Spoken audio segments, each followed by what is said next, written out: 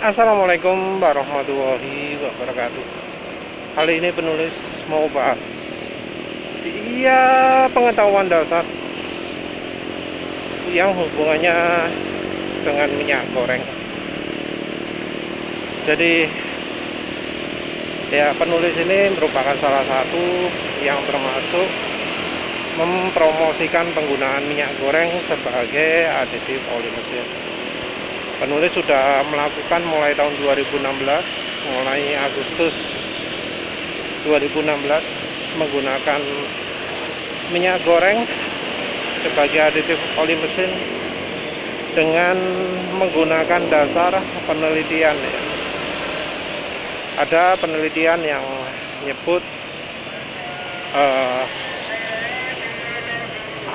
oleic acid, stearic acid, linoleic acid itu bisa jadi aditif oli mesin disebut modern friction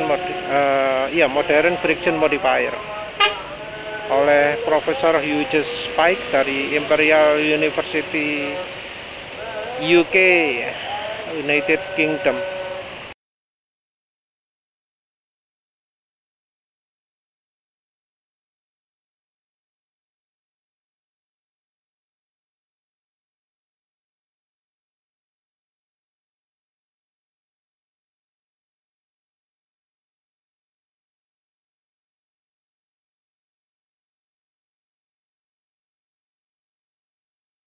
Penulis juga cari-cari informasi, ternyata minyak nabati itu punya keunggulan lubricity yang lebih tinggi.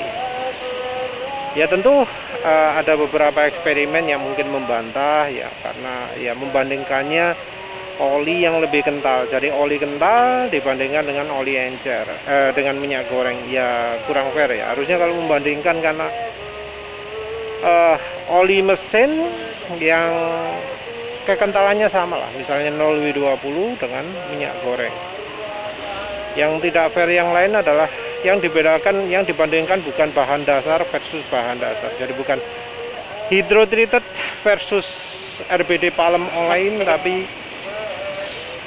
oli yang sudah jadi, yang sudah resepnya siap langsung dengan minyak goreng tanpa campuran apa-apa. Entah apakah itu secara ilmiah valid, karena kan namanya oli mesin merupakan campuran aditif macam-macam Tapi penelitian ada yang menyimpulkan minyak goreng itu lebih licin, lebih mengurangi aus walau ada juga yang sebaliknya.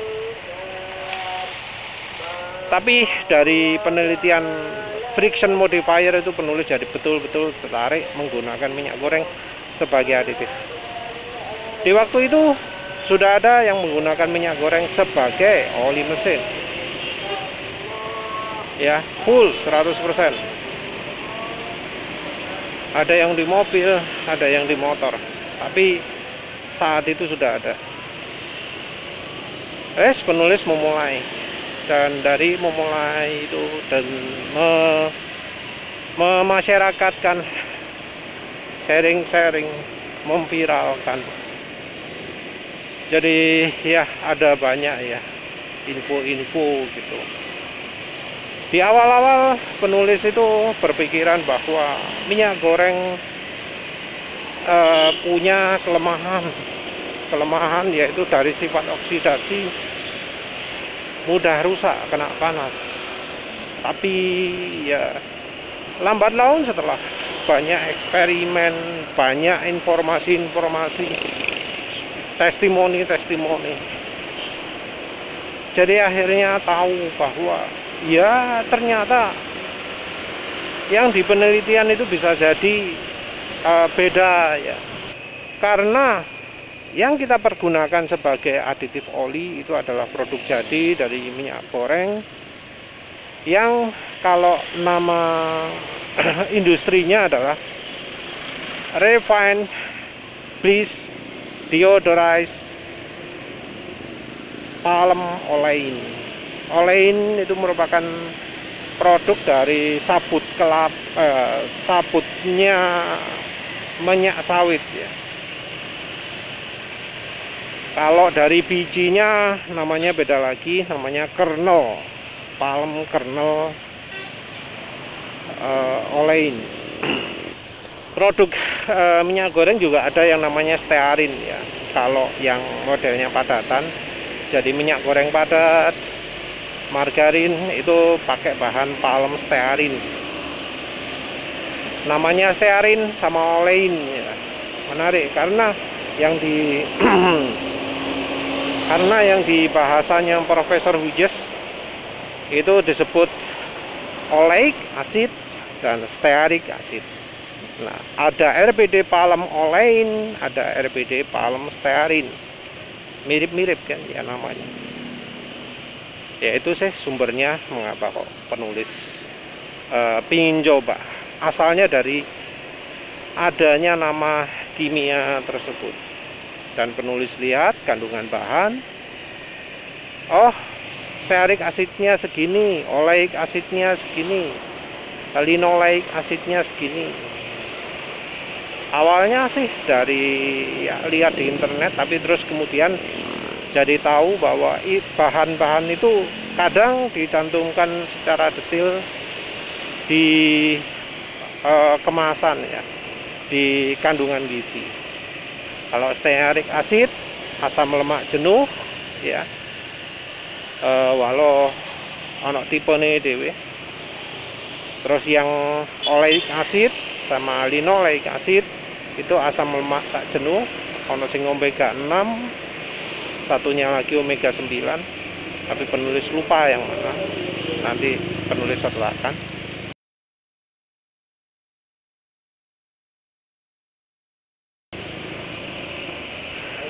Tapi satu hal ya yang penulis pelajari dari banyak percobaan itu adalah ternyata minyak goreng itu tahan panas kalau dibanding oli mesin.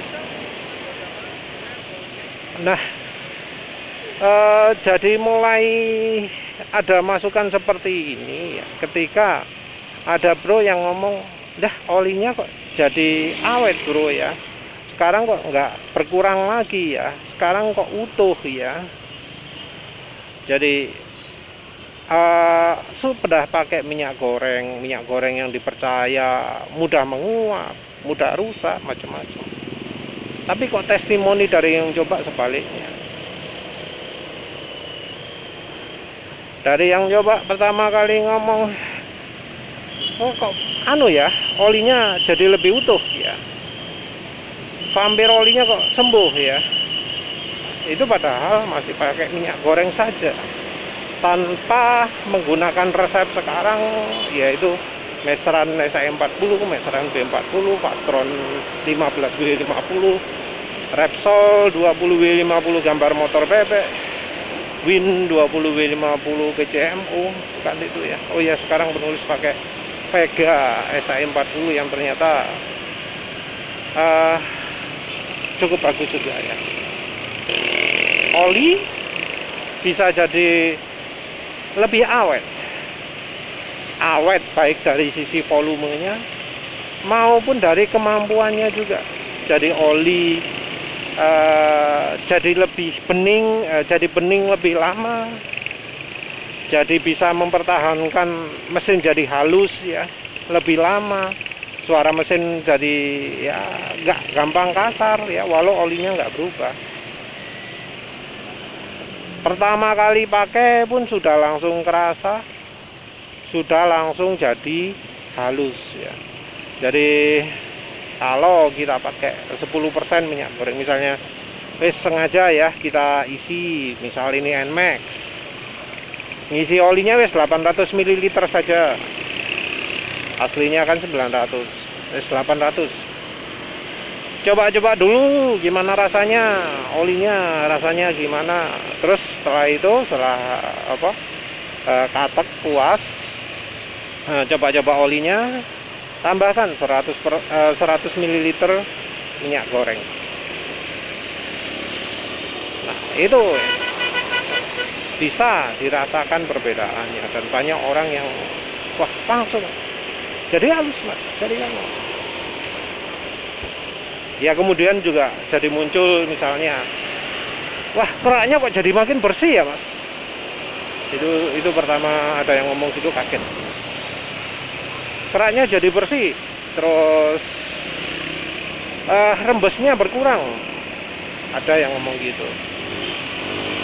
Jadi berkurang asapnya, sebelumnya berasap, setelah pakai campuran minyak goreng kok jadi nggak berasap lagi, ada yang seperti itu. Tapi ya ternyata kemudian menimbulkan reaksi-reaksi aneh ya, reaksi-reaksi yang menurut penulis terlalu berlebihan. Yang jadi masalah adalah ketika reaksi-reaksi tersebut mulai mengungkapkan hal-hal yang nggak masuk akal, nggak logis ya. Seperti ketika terakhir ada yang ngomong, ya minyak goreng itu kalau lebih dari 100 derajat Celcius itu akan rusak, akan menyebabkan kerak, banyak kerak.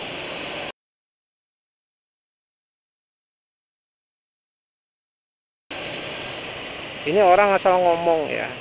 Terus dia kalau nggak salah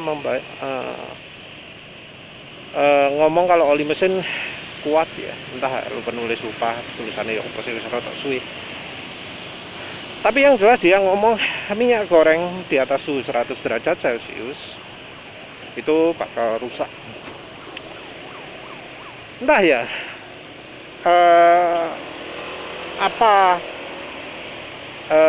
latar belakang ngomong kayak gitu, sumber ilmunya dari mana, yang ngasih informasi siapa, penulis juga nggak tahu. Tapi itu sangat memprihatinkan lah ya, sangat memprihatinkan. Karena ya namanya minyak goreng itu pasti dipakai lebih dari 100 derajat Celcius. Orang goreng ya, kalau diganti pakai air beda, jadinya direbus.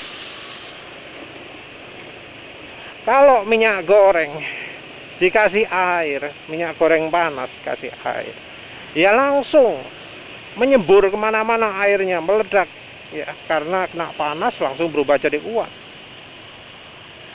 Orang yang ya biasa menggoreng, kalau minyak gorengnya sangat panas pasti hati-hati. Kenapa?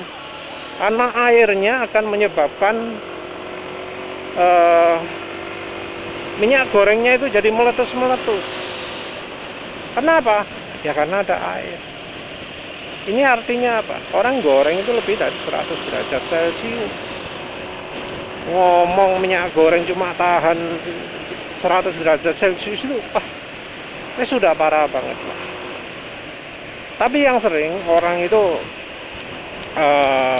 salah sangka ya terhadap kemampuan dari oli mesin dibanding dengan minyak goreng. Ya entahlah ya, mungkin peneliti-peneliti itu ada yang pakai minyak jelantah, ada yang pakai minyak minyak yang belum disuling 2 kali ya, minyak masih lumayan mentah. Tapi yang jelas kalau kita pakai merek kemasan, merek apapun ya, mau merek yang ya paling murah ya, itu kalau diadu sama oli mesin pastilah lebih kuat minyak goreng. Penulis sudah pernah pakai uji kalau campuran minyak goreng 50% piro mana? 20%, 10% sama yang tidak dicampuri sama sekali. Terus dipanasi. Yang terjadi apa? Yang terjadi adalah yang campuran minyak gorengnya paling banyak itu paling bertahan, paling bening, paling nggak hitam. Yang 100% oli hitam.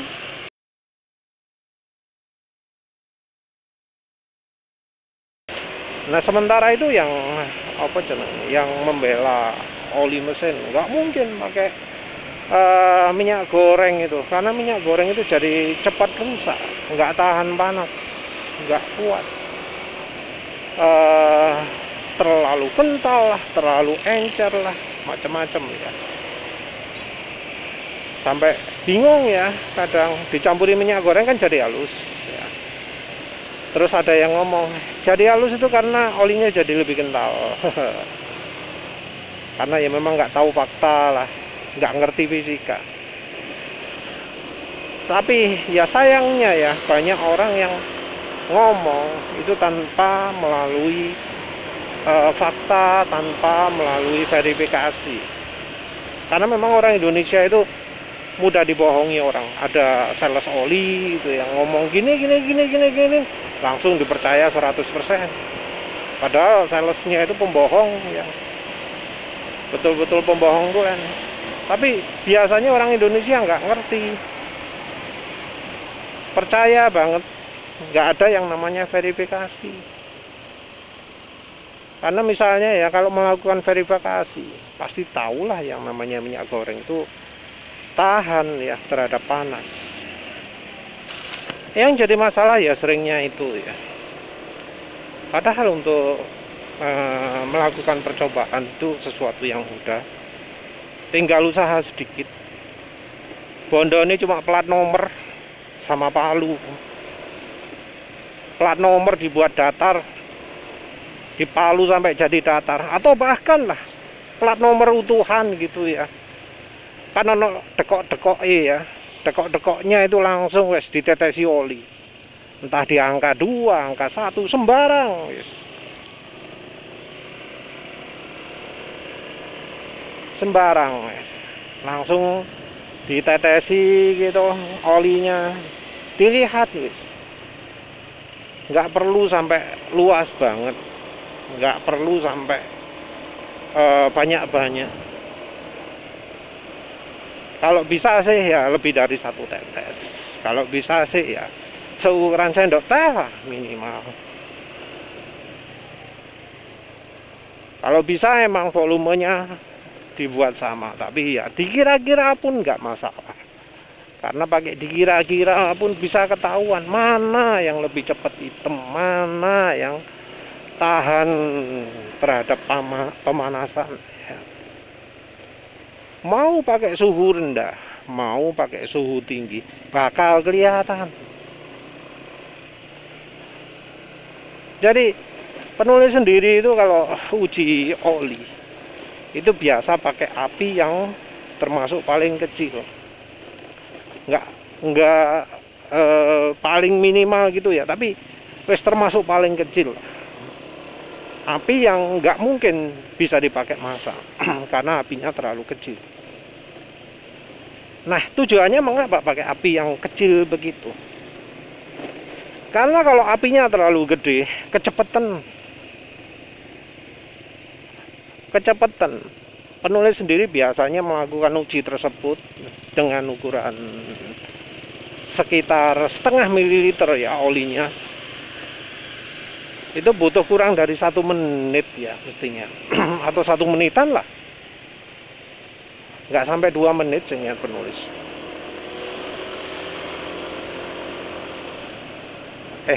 Bola wis pokoknya nggak sampai lama banget lah.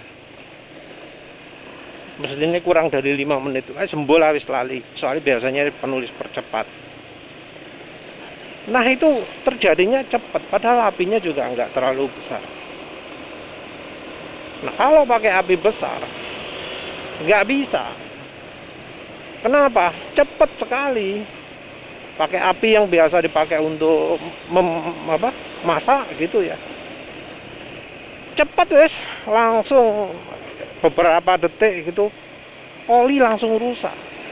Sementara minyak goreng bertahan. Nah saat gitu wes langsung berasap, langsung panas. Biasanya sudah sampai flash point langsung blas. Nyala ya. Kalau sudah nyala ya memang harus dimatikan. Jadi ekstrim sekali perbedaan dari minyak goreng dan oli mesin. Dan sayangnya yang orang-orang yang ngomong bahwa minyak goreng gak tahan panas nggak ngerti soal itu. Karena mereka nggak melakukan uji sendiri. Padahal ada yang punya bengkel, ada yang punya gelar oli, teknik mesin, punya lab lah, macam-macam ya. Tapi mengapa nggak bisa melakukan percobaan seperti itu? Kalau caranya dokter mobil sih itu wis jelas cara orang ngawur ya. Lawang masak memanasi olinya saja, waktu pemanasannya saja nggak bareng. Alat yang dipakai memanasi pun ya beda. Yang satu dipakai dipegang tangan, yang satu didudukkan ke meja. Besar apinya pun nggak dicoba disamakan. Padahal jelas masing-masing itu punya setelan besaran api sendiri-sendiri. Punya termometer nggak dipakai untuk menyamakan suhu pemanasan satu dengan yang lain. Nggak jelas apa gunanya termometer di situ. Gitu juga pakai cara yang berbahaya. Nggak masuk akal lah. Jadi kalau ya yang melakukan uji itu dokter mobil, penulis nggak yakin hasil ujinya itu valid ya. Karena uji yang dia lakukan wis ngawur-ngawuran sehingga dia akhirnya ambil kesimpulan yang makin ngawur lagi. Ya wes lah, itu aja. Yang jelas sebenarnya yang namanya uji coba itu mudah loh dilakukan. Tinggal rodok niat titik. Ya wes lah, gitu aja. Terima kasih sudah menonton. Assalamualaikum warahmatullahi wabarakatuh.